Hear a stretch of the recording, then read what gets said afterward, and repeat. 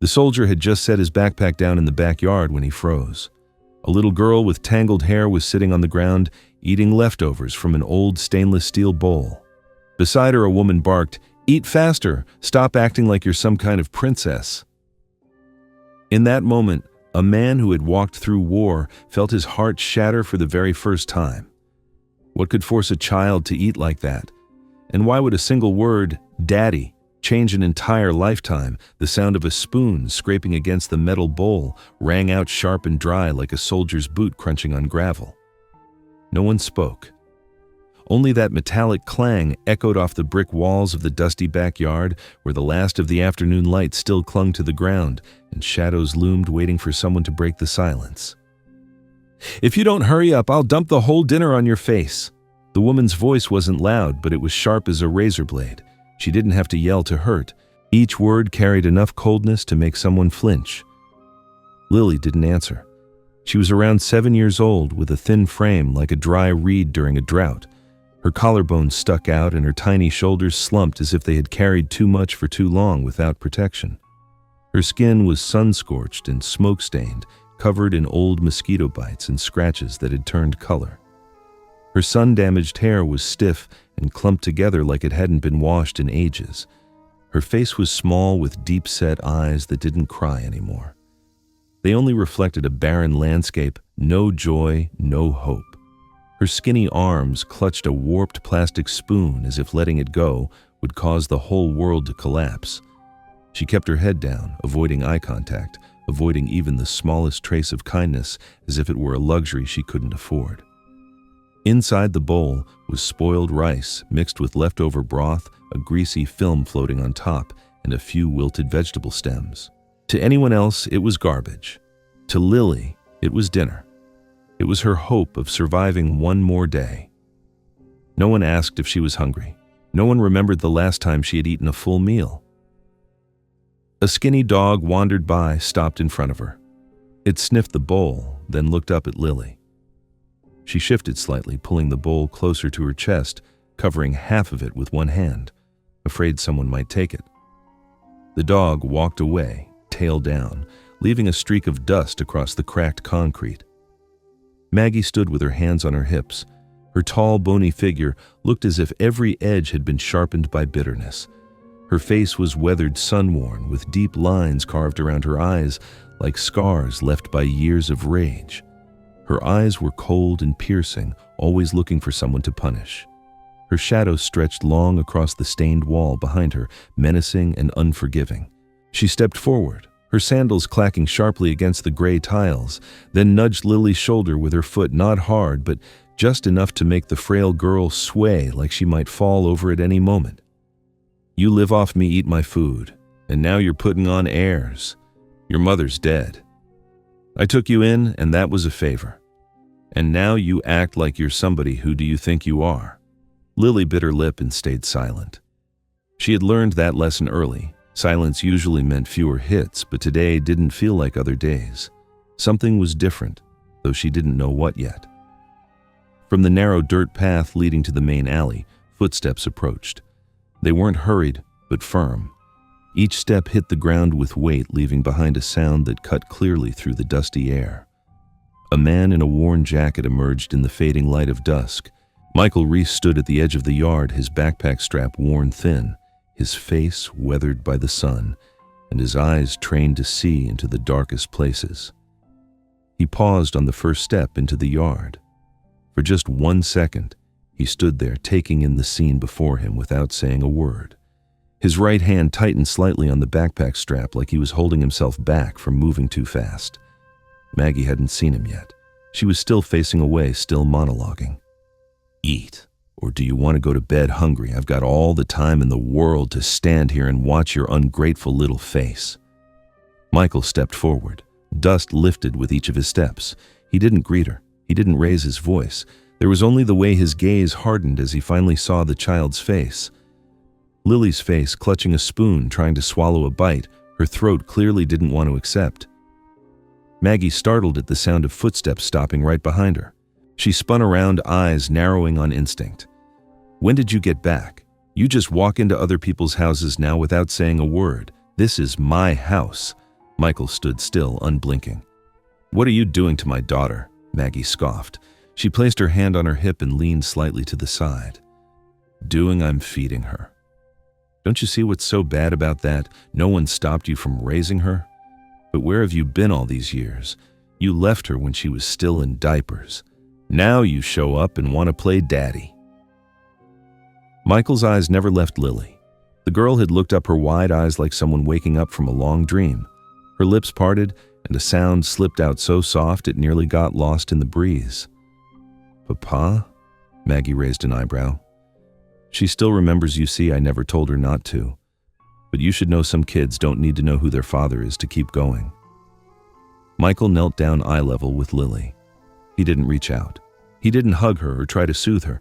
He just looked at her, and somehow, in that gaze, were all the words he hadn't said in 10 long years. "Has anyone ever hit you?" Lily shook her head, but her eyes darted away, slipping out from under his. Michael exhaled slowly and turned toward Maggie. "I want to know how my daughter has been living all these years." Maggie sat down on the edge of the porch step and pulled a cheap cigarette from her shirt pocket. "You're asking too late. She gets 3 meals a day, wears warm clothes, sleeps under a roof. You think you have the right to demand anything when you haven't even sent a single letter in 10 years. Michael said nothing. Lily set her spoon down, turned away from the bowl, and sat further to the side. He asked again, more gently this time, "Are you hungry?" Lily shrugged. Her answer didn't come in words, but in the way she placed her hand over her stomach, then pulled it back. Michael stood up without another word to Maggie. He turned to his daughter. "Do you want to stay here or go with me?" Lily looked up at him, her eyes searching his face for something certain. Then she lowered her head, her small shoulders trembling slightly. Her voice was so soft it nearly disappeared into the wind. I don't know if I'm allowed to go. She said anyone who leaves will be punished by God. Maggie let out a loud laugh behind them. She still believes that I taught her to fear what she can't see, because the things she can see no one can save her from anyway. Michael leaned down and gently ran his hand over Lily's tangled hair. The gesture wasn't familiar to her, but she didn't pull away. She closed her eyes for a moment, then opened them. "If I leave, she'll be mad forever." Michael spoke slowly, his voice drawn from a place filled with sleepless nights. "If you stay, it might be your own heart that never forgives you." Maggie suddenly stood up. "Whatever you're planning, save it for the morning, got it? Or are you trying to stage some father-daughter drama in front of me?" Michael didn't respond. He sat down next to his daughter, still in the middle of the yard where the sun had already disappeared behind the old line of bamboo. No one said anything else. Lily leaned gently against the man whose name she had once heard in dreams. There were no tears, no shouting, no arguing. Only the sound of a father's heartbeat, the wind slipping through the moonlit yard, and a child beginning to believe that for the first time in years she wouldn't have to eat alone anymore. We don't choose where we're born, but the right hand at the right moment can save a lifetime of silence. The air in the backyard of Margaret's house had settled like a thick cloth draped over every sound. The clinking of the spoon against the metal bowl had gone quiet. Even the skinny, bony dog that had sniffed the stainless steel bowl earlier had wandered off, leaving behind an empty patch of cracked concrete between the stained walls and Ricardo's halted footsteps. No one said anything. No one needed to. Ricardo bent down and lifted Lily into his arms, the movement so gentle that the girl only flinched slightly as if by habit. She didn't resist, didn't fight back, but her arms hung limp as if she wasn't sure how to respond to a touch that should have been familiar. Her chin rested on Ricardo's shoulder, her brittle matted hair brushing against his collar. From behind him, Margaret's voice sliced through the silence. It wasn't loud, but it came tight and sharp. "Go ahead, carry her. You deal with your own curse." Ricardo didn't turn around. He walked straight into the house that years ago used to be a home. The wedding photo on the wall was yellowed and fraying at the edges. The old couch had faded into a tired gray, and the vase on the table held nothing but murky water and a single dried stem. The house smelled of overused cooking oil and fabric that hadn't been washed in ages. The air was dry and heavy, as if every unsaid word from the past had clung to the walls like a film of dust. He sat down on the peeling leather chair by the window and gently placed Lily on his lap. The little girl still didn't speak. Her wide eyes remained fixed outside toward the overturned metal bowl as if it had never been touched. Her tiny hands folded inward, hugging herself, caught somewhere between what felt familiar and what felt distant. Ricardo looked down at her. Inside him was a feeling he couldn't name. Part anger, part ache, part tenderness. One part of him wanted to ask everything, the other part just wanted to sit still and wait for her to speak first. But enough time had passed for everything to feel stiff now. "Does this happen a lot?" Ricardo asked. His voice didn't shake, but his breath did. Lily nodded. Not a big nod, not a quick one, just enough for her collar to shift slightly. Her eyes flicked toward the hallway where her grandmother had disappeared behind a closed door. Ricardo opened his suitcase. There wasn't much inside, just a few neatly folded uniforms, a brown wool blanket, and an old wooden box. He pulled out a small child's army jacket worn at the shoulders. It was clear he had guarded it carefully all the way back. He had bought it on a mission up north, thinking that someday, when his daughter was older, she might need something to feel close to her father. He held it out to her. "Do you want to try it on?" Lily looked at the shirt. Her eyes flickered with hesitation, then she shook her head a quick shake like she was afraid of being misunderstood. She said, "I'm not allowed to take things from strangers." Michael's fingers tightened gently around the shirt. "Am I a stranger?" The question hung in the air, unanswered. Lily didn't respond. She just turned her face away slowly, like someone rolling over in a restless sleep. Not because she didn't understand, but because she didn't know what to believe. He didn't ask again. In his mind, a memory cracked open the day he left her mother had been in labor, and he'd kissed the corner of the ultrasound photo before heading out. And now, here he was again, face to face with the little girl from that image, quiet, still like a shadow that never got named. Lily started rubbing her eyes. It wasn't the kind of rub that came with crying. It was the motion of someone who had learned how not to cry, but still didn't know how to sleep. Michael gently laid her down on the chair and pulled his jacket over her. No lullabies, no soft words. Just silence, where her eyes closed and her breathing began to settle. In the kitchen, the air was thick with time and wear. The stainless steel bowl still sat in the sink, tossed there by Margaret like a silent accusation. Michael didn't glance around, didn't grumble. He simply turned on the faucet and began washing it slowly, thoroughly, his palm tracing the inside of the bowl as if trying to scrub away everything that had ever touched his daughter's skin the wrong way. He used cold water, not daring to turn on the hot tap while she was asleep nearby. When he finished, he dumped the leftover rice into the trash, moving so carefully it barely made a sound. His hand gripped the plastic spoon so tightly it began to bend under the pressure. At the corner of the table, there was an old bag of bread. He picked it up, sniffed it, smelled the mold, then set it down again. All these small things, things he used to consider trivial, had become a measure of someone's heart. He didn't blame anyone for what had happened, but he knew one thing for sure: he wasn't going to let it keep happening. Outside, the wind was picking up. The smell of damp soil after old rain crept in through the cracks around the door. Michael stood still, staring at the empty bowl like it held a whole stretch of life he'd missed. In his mind, an image of his late wife appeared, gentle eyes, a soft voice singing over a crib. He wondered if she were still alive, would this house have been warmer, or would the pain have taken a different shape? An old saying came to mind: a father's greatest regret isn't that he didn't raise his child well enough. It's that he wasn't there when they needed him most. Now, Michael understood. He had once thought money and support were enough. Now, he knew its presence that teaches a child to trust the world. He walked back to the living room. Lily was asleep, her small arms curled as if holding onto the warmth of the coat.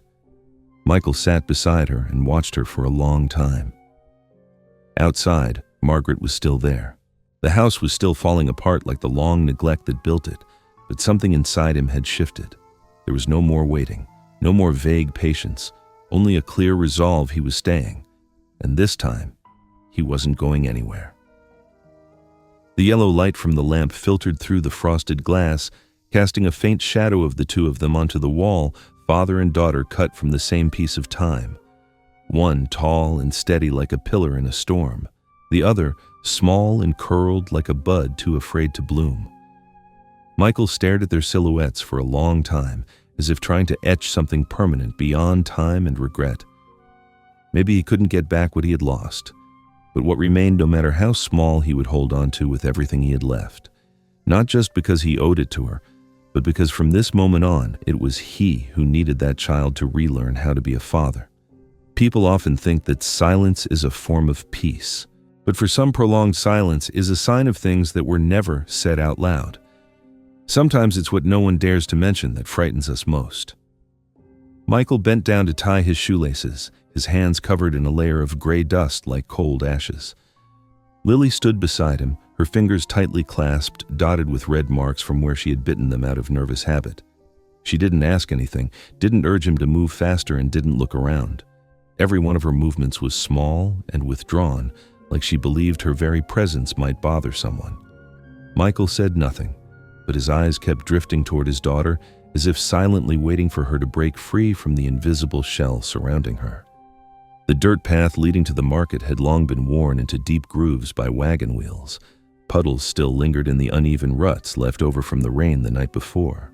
The smell of grilled onions mixed with the scent of mugwort and the rhythmic cries of bread vendors filled the air with a soundscape that felt familiar and distant at the same time.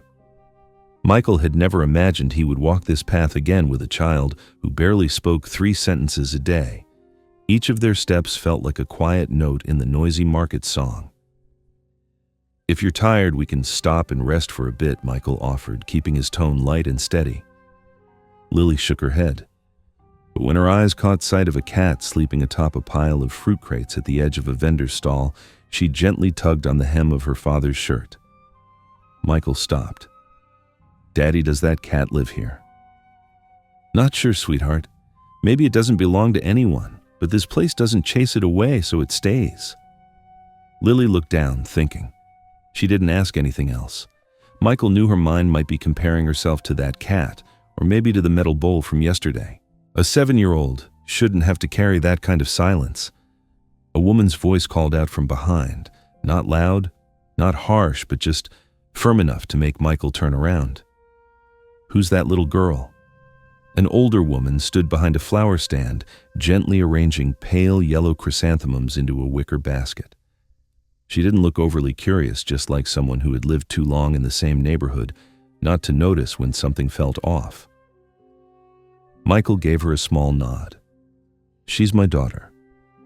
The woman stepped a bit closer. She wore a thick faded sweater, and her silver hair was tied neatly into a bun at the nape of her neck.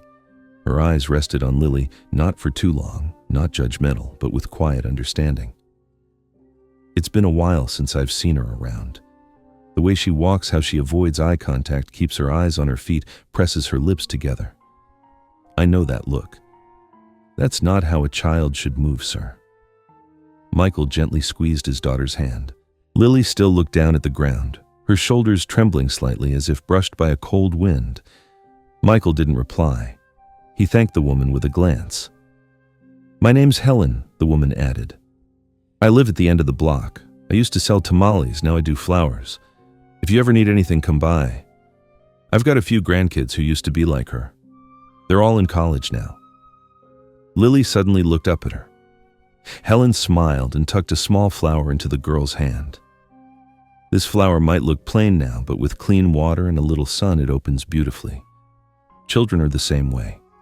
They just need gentle care and they'll figure out how to grow." Lily hesitated, then accepted it. She didn't smile, but her hand relaxed a little. I want to go home now," she whispered, not looking at anyone. Michael nodded. On the walk back, he slowed his pace. He tried to stretch the journey out, letting her take in the ordinary sounds again, the soft slap of sandals on pavement, the chop of a butcher's cleaver, the crackle of a sports broadcast from the corner store radio. All the little things he believed Lily needed time to feel again. They turned a corner and stopped at the neighborhood leader's house. The stone wall was covered in moss and an old wooden bench sat by the entrance. Michael stepped onto the porch and knocked. A middle-aged man answered the door. His back was slightly hunched and a faint scar ran across his cheek. "I'm Michael Reese," I just came back. I'm Margaret Collins' son-in-law." The man raised an eyebrow, looked at Lily, then back at Michael. He didn't smile, didn't nod. He opened the door a bit wider, motioned them inside. But when Michael stepped to the threshold, the man stepped back, turned away, and said nothing else. "I just want to ask about a few things around here. About what's been going on in that house. Has anyone ever heard the neighborhood leader cut him off? I don't get involved. This neighborhood is peaceful. If something happened, it's their family's business. I just do my job." Michael stood still, neither angry nor pleading. He understood. People weren't blind, they just chose not to see. As he and Lily turned to leave, he could feel a gaze following them from behind. It wasn't hateful, nor was it sympathetic. It was simply the look of someone too used to minding their own business. The afternoon passed quietly. Michael used a cloth to wipe down the front step while Lily crouched beside a cracked box of broken chalk. She picked up a piece of purple chalk and began to draw on the cement ground. When Michael returned, he saw what she had drawn: two figures, one tall and one small, holding hands under a sky dotted with a few crooked stars. There was no house in the picture, no old woman standing nearby. "What are you drawing?" he asked. "I don't know. Just some things I want to see," she replied softly. Michael sat down next to her, his hand brushing the edge of the drawing. He didn't fix it, didn't suggest anything, didn't compliment. He just looked and said quietly, "Sometimes the things we've never had are what we remember the most." Lily didn't respond. She added one more star, this time in yellow. On the chalk sky there was no moon, but in Lily's eyes there was a kind of light, small and dim but steady. As Michael walked away, he knew he couldn't erase what had happened, but at the very least he had started to touch the place where Lily had kept all her pain. Gently, without force, the way flowers bloom only when their season comes. A gentle breeze slipped through the narrow space between two cracked paint-peeling walls, carrying the faint scent of firewood and fertilizer from Mrs. Helen Carter's garden next door. The kitchen looked the same as always. No lights were turned on. Only a soft ray of daylight filtered through the curtain, leaving a pale streak of light across the wooden table. Michael Reese still wore his dirt-stained shirt, slowly finishing up the egg soup he had just made, every move measured, as if each word he was about to speak had to pass through a quiet filter inside him. On the table was a simple but warm meal. A golden fried egg sat next to just ripe tomatoes with 2 slices of soft, fragrant avocado on the side. Beside it was a bowl of hot soup he had simmered gently for nearly an hour. The steam rose into the air, mixing with the stillness of the kitchen, like a thin mist settling over unspoken worries. He stood silently still, holding the old stainless steel spoon he had scrubbed until it shone. Just then, a faint sound came from the doorway behind him as he set the bowl of soup on the table. Michael didn't turn around. "Lily, come eat with me. I want us to have dinner together." His voice was low, not raised, but carried a quiet strength that made it impossible to ignore. The little girl appeared slowly. She was barefoot, one hand resting on the edge of the wall, her eyes not looking up. There was a fading bruise still visible on her cheek.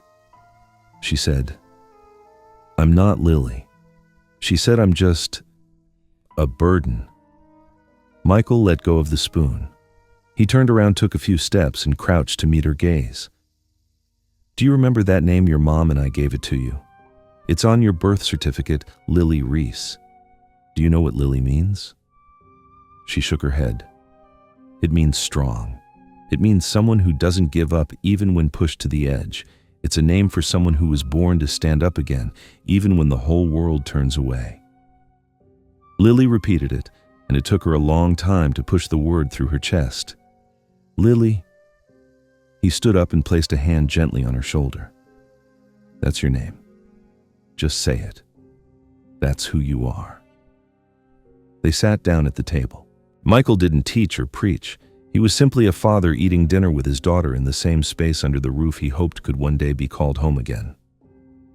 Lily moved her spoon, slightly glanced up at Michael and whispered, "Can I eat this one?" Michael looked at her, his eyes softening. For a brief moment, something cracked silently inside him, like a quiet fracture on an old wall that no one had noticed yet, still strong enough to shake the entire house. You don't have to ask. This is your home. This is your dinner. Lily nodded, her hand trembling slightly as she brought the spoon to her mouth. As the sunset cast its warm colors, Michael stepped into the backyard holding the phone to his ear. Sergio's voice came through after a burst of background noise. Just wrapped up a domestic violence case. What's got you calling at this hour? Michael spoke slowly, each word measured like it had been weighed deep inside. There was a long pause on the other end. Sergio seemed to be carefully considering something difficult to say. His voice dropped. Do you have anything concrete? Margaret's always been good at hiding things. Michael looked down at his hands, still stained with dry soil from tending the old pepper bed behind the house.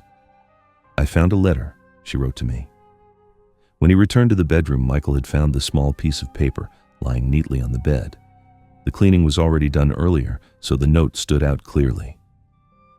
If I tell, she'll hurt you too. Michael sat motionless, the paper in his hand, feeling like it held an entire lifetime of silence pressed down to the deepest layer. He looked up at the ceiling where even the old cracks seemed to be listening. There are children who are born with names filled with love, he whispered, but grow up hearing those names twisted into something harsh and bitter. And there are fathers who have to walk through most of their lives just to hear the word dad spoken once without fear in it. In that moment, he knew he had to begin again with that very name. Because when someone is called by their true name, that's when the soul finally starts to heal from deep within. Not all pain has a clear shape.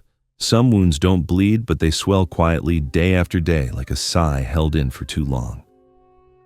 Michael realized this as he sat motionless at the dining table, staring at a half-drunk cup of coffee that had lost its warmth long ago. Lily sat on a low chair, her feet hooked over the rung, her head bowed over a sheet of drawing paper, eyes focused as if afraid to make a single wrong stroke. She didn't know that her father had been watching her for a long time, not to supervise her, but to understand. The tiny red veins in his eyes weren't from lack of sleep, but from questions that kept pressing into his mind at the worst times. He didn't know why, but some part of him, an old part shaped by years of discipline and silence, felt completely powerless in front of a child who couldn't bring herself to look at her father. He opened his old leather notebook, turned to the next blank page, and began writing slowly. Each letter was deliberate, as if trying not to let a single line drift off course. 07. 18. She woke up, said nothing, folded her blanket by herself, didn't dare step into the kitchen until I called her name, didn't finish her eggs, said sorry for leaving food. He paused, his eyes drifting to the small figure, drawing slanted lines with a worn-down pencil. Then he kept going. Tea shoit 5. Maggie asked if she'd washed her face. Her tone was sharp. Lily nodded, but Maggie dragged her to the bathroom anyway. I heard the water run hard, but no crying. 08. 40. Lily changed shirts twice. When I asked why, she just shook her head. A breeze slipped through the open window, carrying the smell of damp earth left behind by yesterday's rain. In the quiet, Michael spoke, not loud, but just enough for her to hear. Lily, do you think? Sometimes grown-ups don't tell the truth either. She stopped drawing, still not looking up. After a moment, she nodded slightly, a small motion like a leaf hesitating before it falls. Have you ever seen someone do that? This time, she lifted her eyes.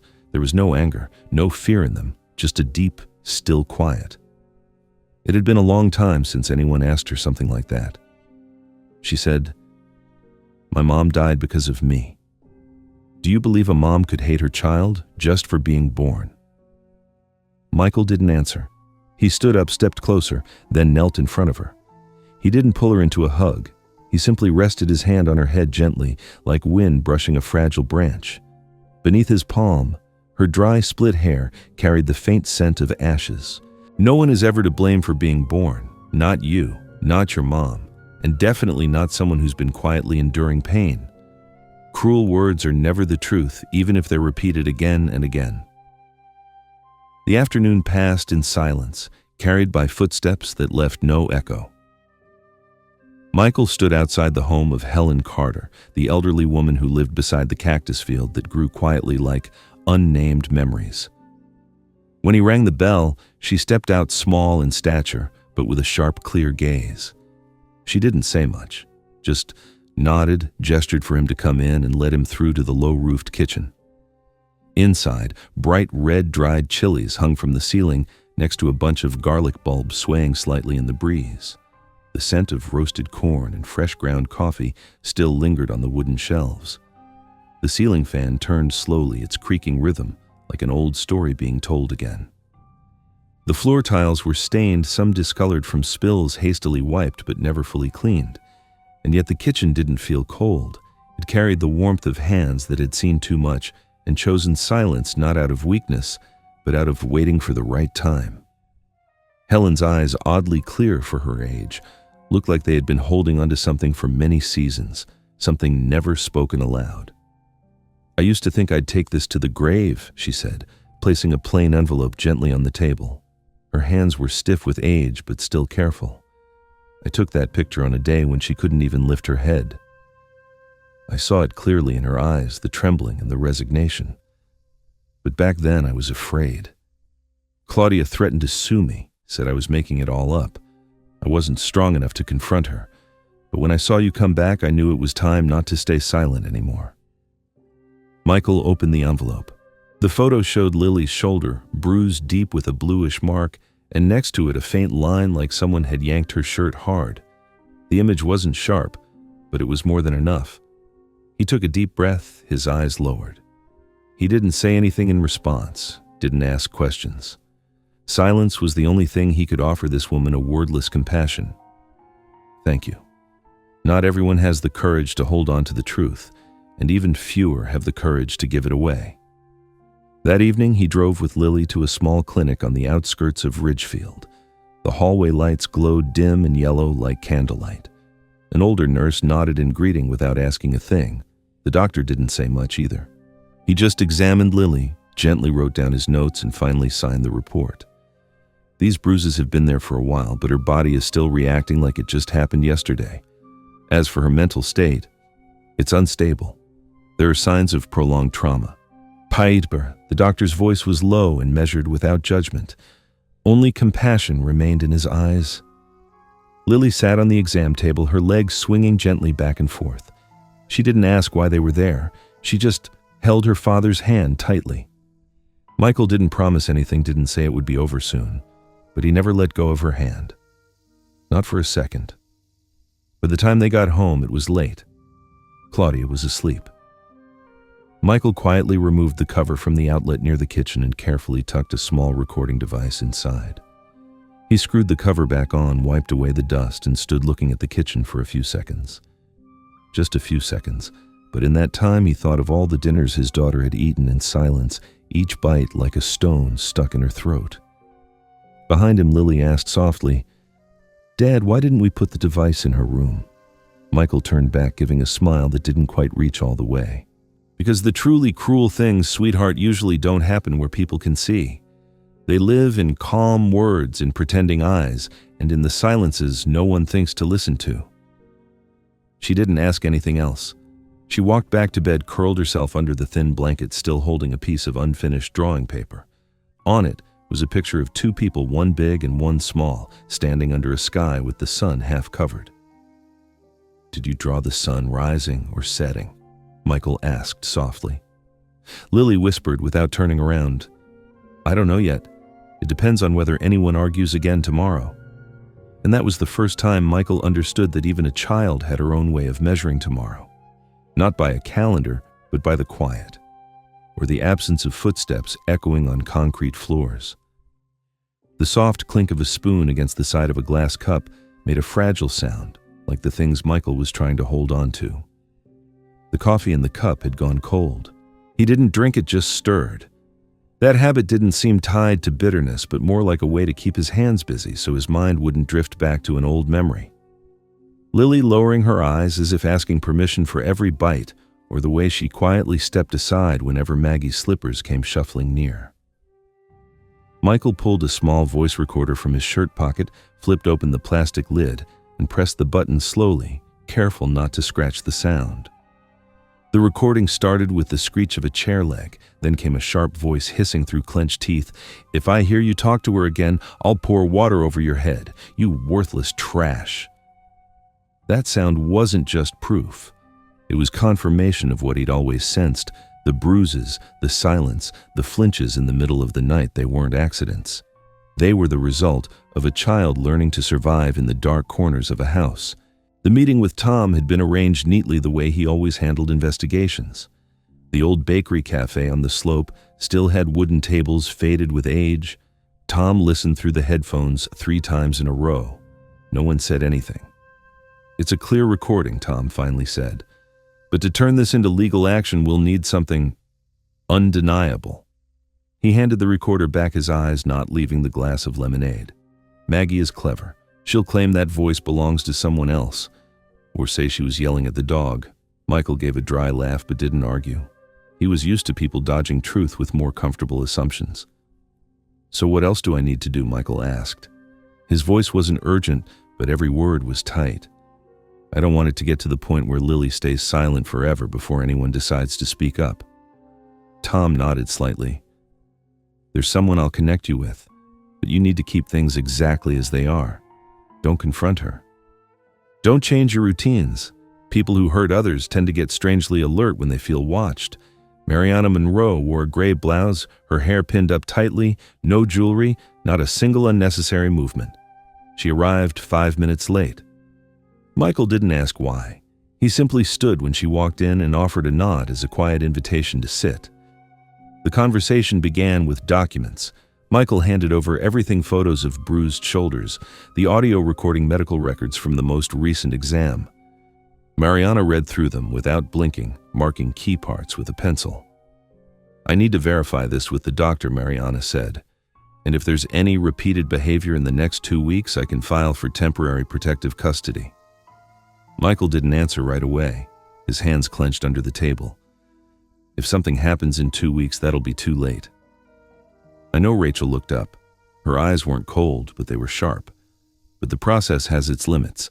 I'm trying to move as fast as the law allows. If you rush it, everything could be thrown out for breaking procedure. We can't let her see it coming." She paused for a moment. "Can you be patient?" Michael gave a firm nod. The meeting didn't last long. Rachel left with a thin folder that somehow felt heavy. Michael stayed seated for a few more minutes, staring out the cafe window. A little girl walked past, holding her mother's hand, chattering about something in a quick, cheerful voice. He couldn't hear what she was saying, but he saw her mom laugh. Not every child gets a laugh in return. When he got home, Michael played the recording again. His ears strained like he was afraid to miss the one sound that might be the key. When Lily woke up, she walked into the living room and saw her father sitting completely still. She didn't ask anything. She just sat next to him and leaned on his shoulder. Not a word was spoken. "Do you miss your mom?" Michael asked suddenly. Lily gave a small nod, then whispered, "But I'm not supposed to say so." "She told you not to." She didn't answer. Silence was an answer of its own. That night, Michael wrote in his notebook, "Fear is turned into habit, and that habit kills childhood faster than any beating ever could." Around midnight, the phone rang. It was Rachel. She didn't waste time. "I just reviewed her old medical file. Lily was admitted to the hospital last year. The record says it was from falling down the stairs, but there's something off." "What is it?" In the hospital's security footage, Margaret was the one who brought her in, but she had her scarf wrapped almost entirely around her face, clearly avoiding the camera. When the staff asked about her relationship to the child, she gave vague answers, said she was just watching her. They kept pressing, but she dodged every question, never gave them anything solid. Michael sat upright. She was hiding her identity. "Exactly. I'm requesting the full video footage now and placing this case under special surveillance. You should prepare yourself. Things are about to shift." Michael tightened his grip on the phone. It was no longer a suspicion, no longer an invisible worry. It was right there in front of him, and this time he wasn't going to look away. A child doesn't need someone to argue on their behalf. They need someone to listen. Lily had already called him Dad. Now it was his turn to do his part. Deep in the heart of the Mexican soul, there is still a quiet belief that even if justice comes late, it can be strong enough to reach the hearts of those who haven't lost their sense of fairness. The clouds above were breaking apart, like soaked wool sagging over the old tiled roof. A gust of wind slipped through the window's cracked frame, carrying the thick scent of damp earth and rusted iron. On the wooden table, a damp dish towel was folded neatly, the habit of an old soldier. Michael Reese stood still, eyes fixed on the slightly ajar door at the end of the hallway. The ceiling light blinked once slowly, then went out for good. In the small adjoining room, Lily's breathing was steady, soft, like leaves drifting along a stream. Michael gently set down the cooled cup of tea without making a sound. He pulled the blanket up over Lily's chest, adjusted her pillow, then stood, and left the room like a soldier stepping away from his post. Not because he was at ease, but because he needed to be more certain than anyone else that the darkness outside was no longer a place where Margaret Collins had the right to roam free. The humid air crept across the backyard like a restless spirit. Water dripped from the edge of the old tin roof, a steady rhythm like memories knocking at the door. Michael leaned lightly against the iron railing, his heart as heavy and unclear as the starless sky. A few feet away, under the yellowed porch light, a figure stood motionless at the shed door, the same shed that once held Lily's silent memories. Margaret wore a thick brown coat, her hand clenched tight around a broom handle like it was a staff of power in the world she had built for herself. She stood perfectly still, back to Michael, as if listening to her own anger hiss inside her. Misty rain clung to her coat, soaking in dark patches. Without warning, her voice cut through the damp air like a blade. "You think it's that easy to get me? You people at Child Services are good at knocking, then walking away." Her voice grated not just with anger, but with bitterness and desperation. Michael didn't respond. He slowly lifted the small camera hidden in his coat pocket and pressed record, capturing every word, every breath, every flicker of rage. Margaret turned her eyes, locking on his in the shadows beneath the porch eave, but she didn't back away. Instead, she stepped forward and sneered. "You think filming me will change anything? I took care of her when no one else would. She was nothing but a newborn when I stepped in. And now you show up playing the hero. It's way too late." Michael tightened his grip but said nothing. A man who had survived life and death didn't need to argue, didn't need to prove anything. He only needed the truth to show itself. Margaret let out a dry, harsh laugh that scraped the night like fingernails on a wall. "If you really take her away, what do I have left? But go ahead. I'd like to see how long you last before dumping her back like she's some kind of burden."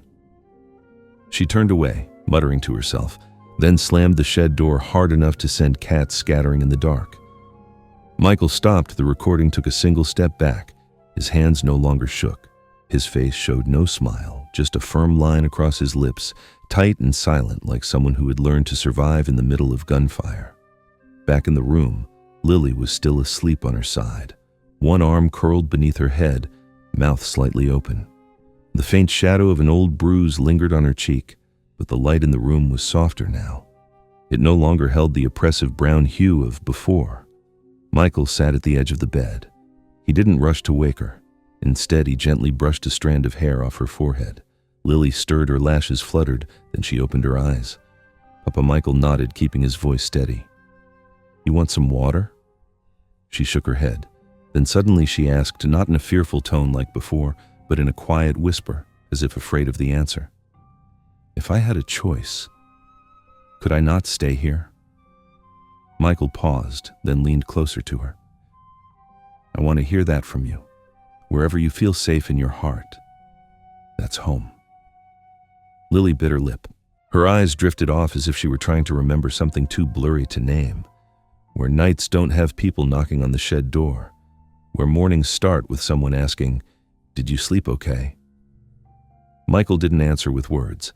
He simply wrapped his arms around her. One hand rested gently on her back, his palm rising and falling in a rhythm as soft as a lullaby. Each quiet pat wasn't to soothe, it was a silent promise that from now on no one would ever hurt her again. Someone who had once stood at the edge between life and death, like Michael Reese, understood this all too well. Not every storm makes you cry, and not every silence is consent. Some silence is meant for listening. Some silence is just a preparation for the right voice at the right moment. Outside, the steady rain was washing away the remnants of a worn-out season. Inside, where a father and daughter were wrapped tightly in each other's arms beneath the quiet glow of a nightlight, the warmth didn't just spread across the walls. It seemed to fill in the invisible cracks of all those cold years, slowly patching together a home that had once fallen apart. Lily drifted off again this time into a deep sleep, without flinching, without clenching her fists. She lay on her side, her cheek resting against the pillow embroidered with a hand-stitched V, a gift Michael had made from old fabric during a sleepless night the week before. Michael adjusted the nightlight and quietly stepped into his office. He turned on the computer, uploaded the video he had just recorded, and sent it directly to Rachel with a short message. "Is this enough?" The reply came 4 minutes later. "More than enough. I'm filing for the order. Prepare for an emergency response. We're not going to make her wait any longer." That night, Michael didn't stay awake because of fear or planning. He stayed up to stand guard over the space between the past and whatever was still to come. He wouldn't allow a single memory to sneak back into Lily's sleep, not tonight, when she was finally dreaming without being yanked awake by a shout or a hateful glare. He sat there like an old tree, silent and unmoving, as if the moment he closed his eyes, the door to hell might swing open once more. The air inside the small house held a strange kind of silence, as if every sound had to pass through a thick filter made of unease. Michael Reese quietly washed his coffee mug at the sink, his eyes occasionally flicking back toward the living room, where Lily sat with a stack of drawing paper and an old box of colored pencils, most of them worn down or broken. She wasn't drawing. She just held a pencil in her hand, playing with it like she was waiting for some invisible signal.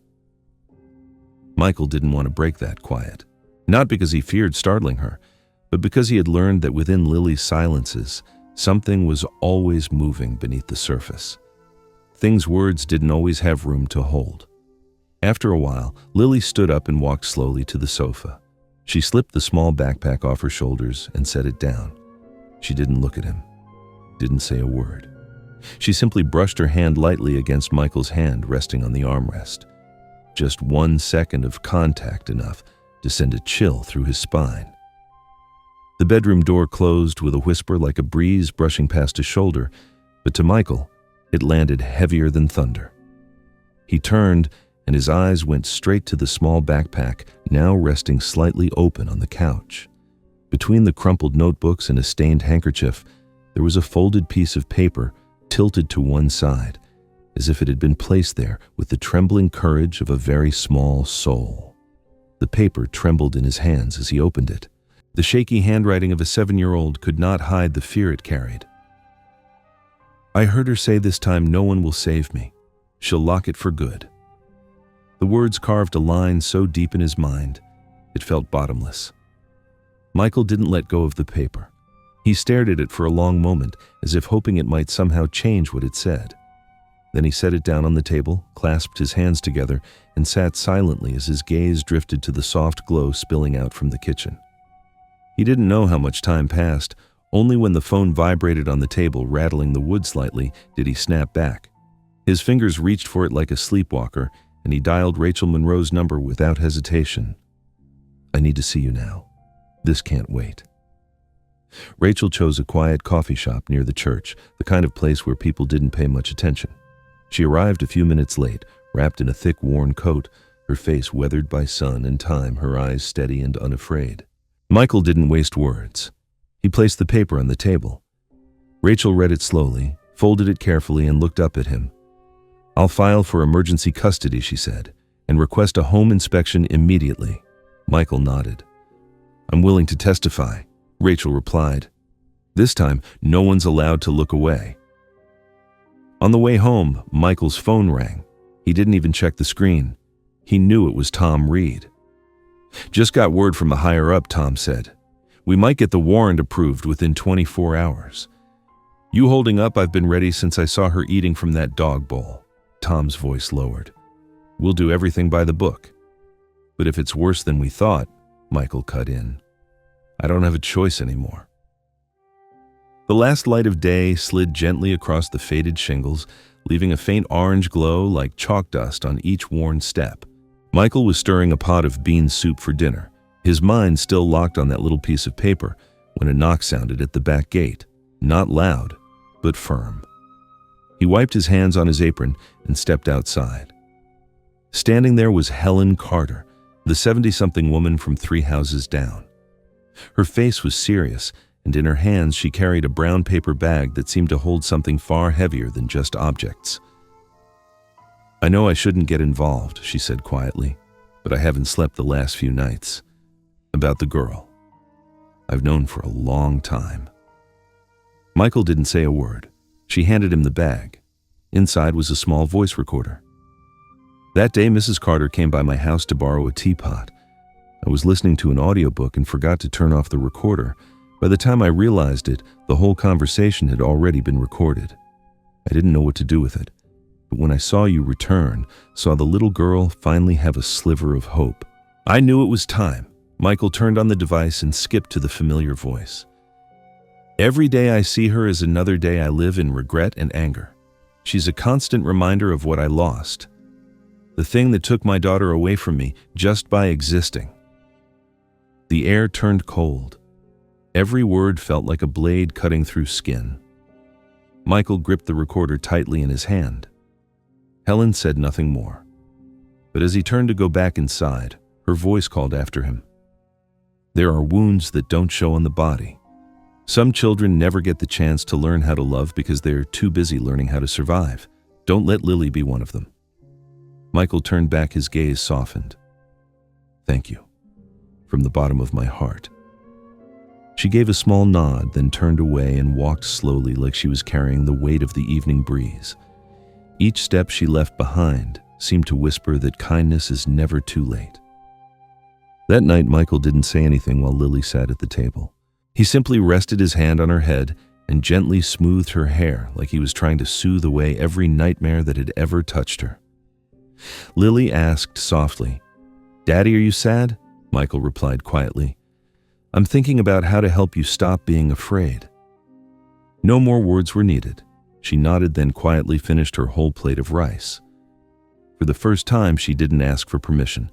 She just ate because she finally believed she had the right to. Outside it wasn't raining, but inside Michael's heart, it felt like a storm had just passed. He knew tomorrow wouldn't be the same as today, and he wasn't going to turn away from that. A breeze swept across the dusty backyard, gliding through the sagging clotheslines, making the faded shirts flap and click against one another.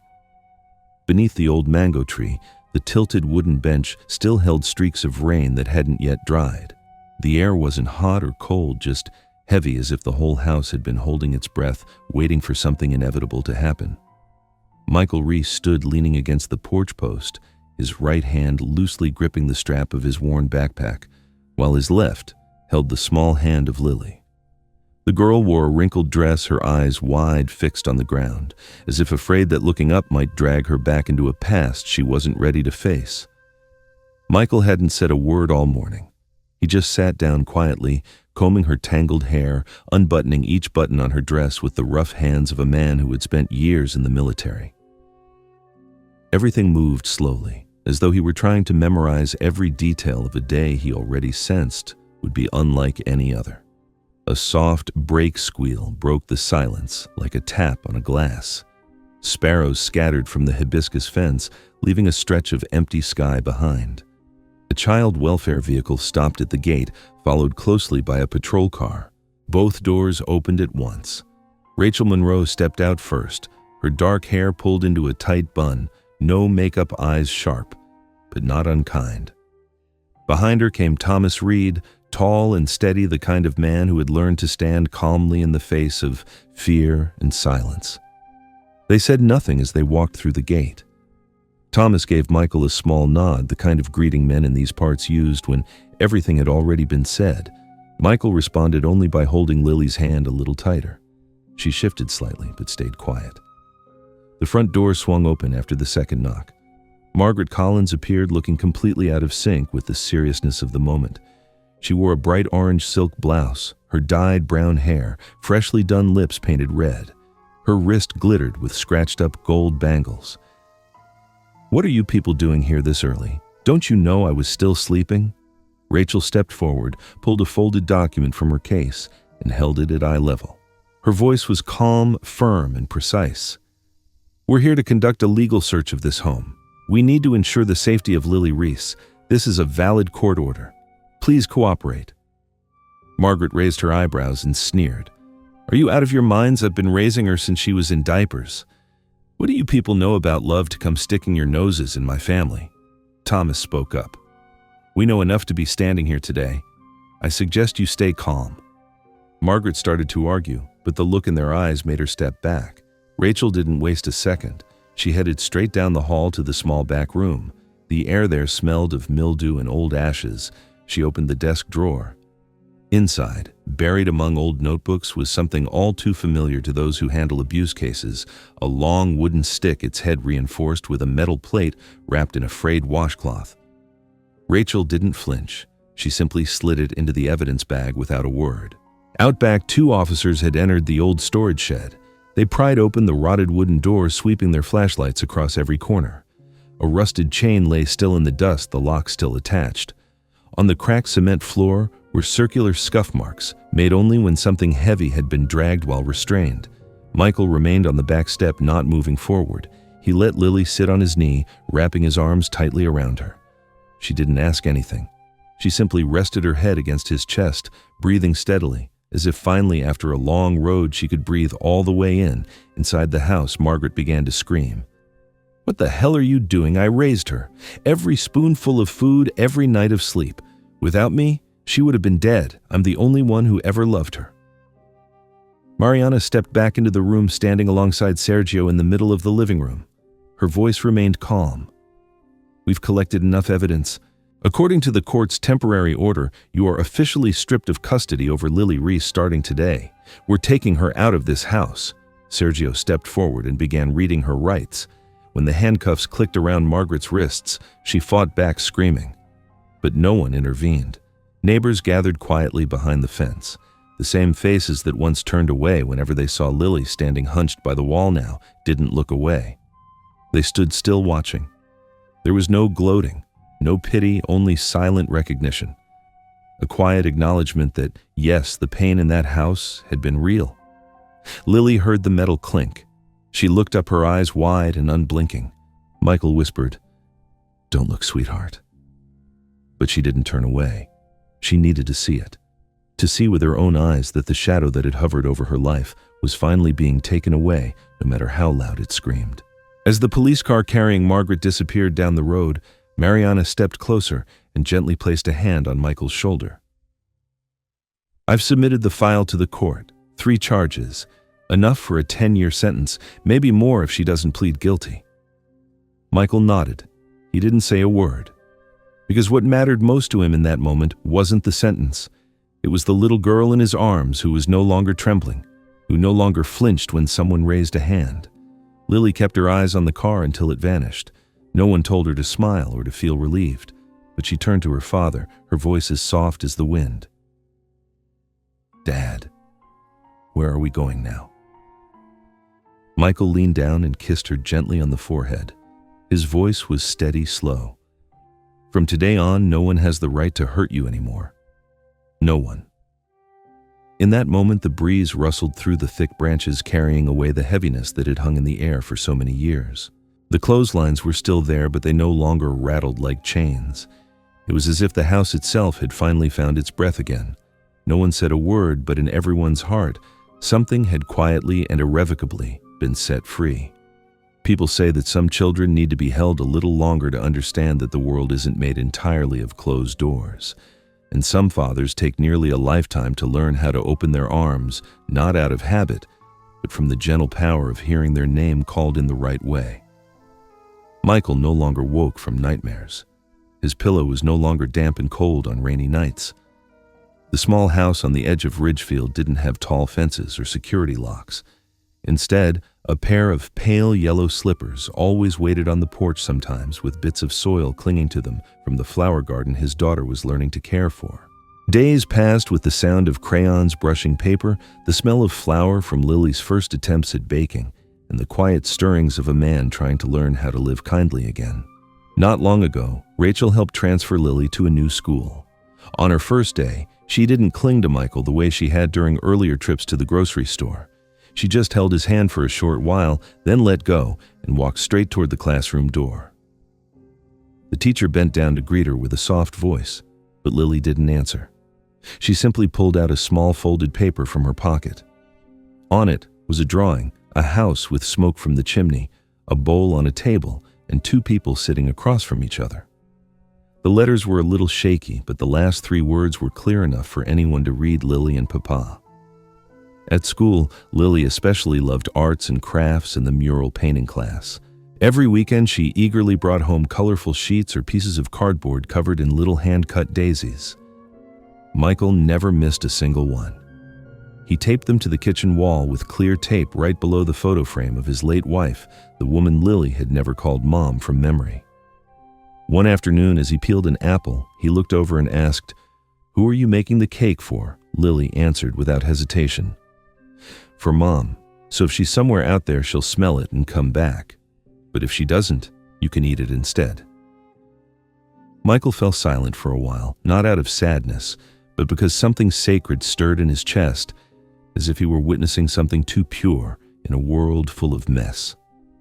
It wasn't just a child's sentence, it was a small door opening from a soul just now learning to escape the dark. He realized then that the most profound lessons children teach adults don't come from long speeches. They come from the quiet, trusting way they give their whole heart to someone without expecting anything back. That evening, clouds hovered overhead gray, but holding off on rain. Michael was simmering catfish in a clay pot. Lily set the table, carefully aligning the chopsticks and wiping the napkins again, even though he had already done it. There weren't many dishes, just plain rice, some vegetable soup, and a crispy fried egg, but she ate slowly and thoroughly, no longer glancing around like someone afraid their food might be taken away. In the middle of the meal, Michael asked, "Do you want to bring banana bread to school tomorrow? Papa can make it tonight." Lily put her spoon down and looked at him with eyes that held a calm beyond her years.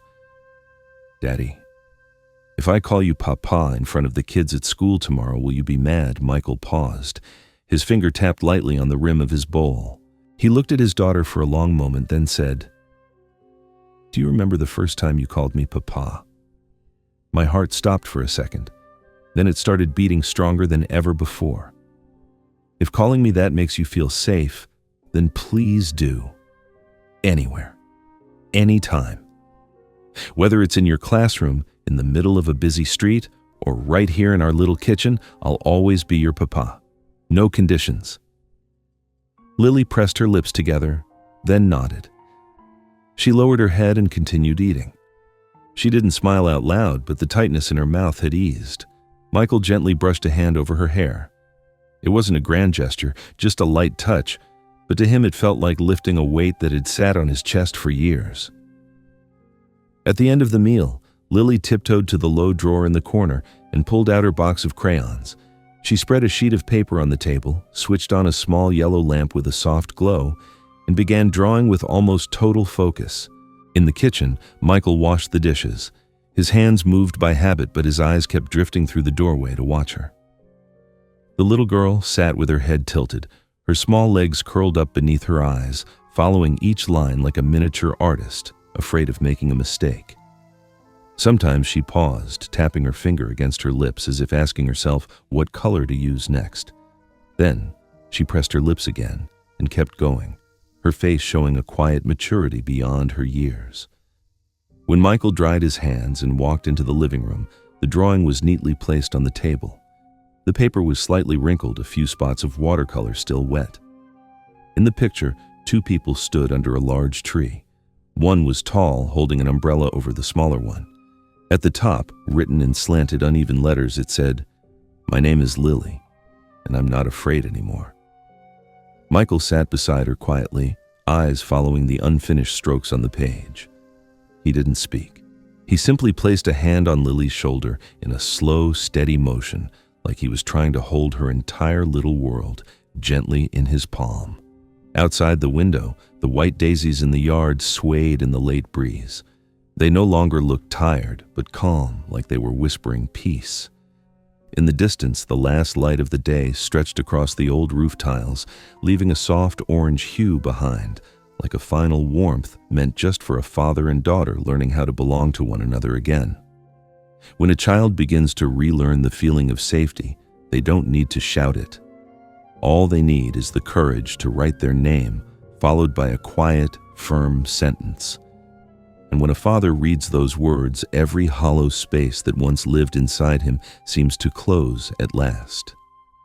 Happiness doesn't always knock with grand gestures. Sometimes it hides in a glance, returned a gentle touch, or a single word whispered from the heart, Papa. Maybe in life there comes a moment when we're forced to pause in the middle of everything to look at a child eating leftover food. Not because she's hungry, but because no one ever taught her she deserves better. This story isn't just about a father and his daughter. It's about two lost souls finding each other again in a world full of cracks. Michael had lived through war zones, through nameless shadows that haunt the life of a soldier. But what broke him wasn't the sound of gunfire. It was the softest word spoken by a little girl, Papa. And in that moment, maybe he was saved all over again, not by a doctor, not by a fellow soldier, but by a fragile soul who had endured far more than she should have. If you've ever asked yourself what makes a family, maybe it's this: a name spoken at the right moment, a hand extended without conditions, an eye willing to look directly at pain and say, "We'll heal together." The grandmother in this story had to face consequences, not because we wish suffering upon anyone, but because justice sometimes needs to wear a face so that good people don't feel alone. And Lily. She came back to life, not just in a warm kitchen, but in the heart of a father finally ready to love her with everything he had left. Have you been living with old wounds that haven't healed? Have you ever seen a child in need of a hand no one dared to offer? Have you or someone you love ever been a Lily? If this story brings back a memory, I invite you to write it down. Who knows, your story might be the light someone else needs in the darkness. And dear reader, if you've made it this far, I know you are someone who feels deeply, who has weathered many things in life. Are you doing okay? How's your health these days? Is there something weighing on you? If there is, don't carry it alone. We're here to listen, to remind each other that kindness never goes out of style, and that sometimes a small story is all it takes to warm a lonely heart. Leave a comment if you've ever been a Michael or wished you had one. And if you believe that good people will one day be rewarded, please leave a heart and share this story with someone who needs it.